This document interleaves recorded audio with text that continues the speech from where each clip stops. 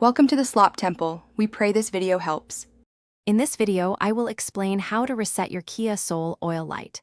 This process is important after an oil change to ensure accurate maintenance tracking. First, make sure your vehicle's ignition is on, but the engine is not running. Also, confirm all doors are closed and the gear selector is in the park position. You will primarily use the buttons on your steering wheel for navigation. Next, we'll navigate through your vehicle's display. Use the Mode or Menu button on your steering wheel to cycle through the instrument cluster screens until you reach the main menu.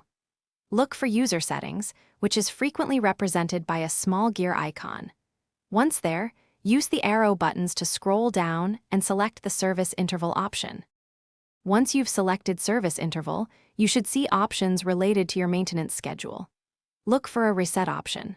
Press and hold the OK or SET button, typically for about 3 to 5 seconds, until a confirmation message appears. This message might ask you to confirm reset time and distance, or simply yes. Select Yes to finalize the reset. For certain older models, a different method might apply.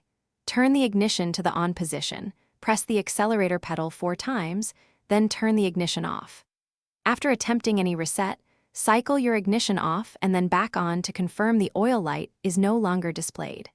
If the light remains, it's always best to consult your vehicle's owner's manual for model-specific instructions or seek professional assistance. Thanks for watching. Consider subscribing if we helped you.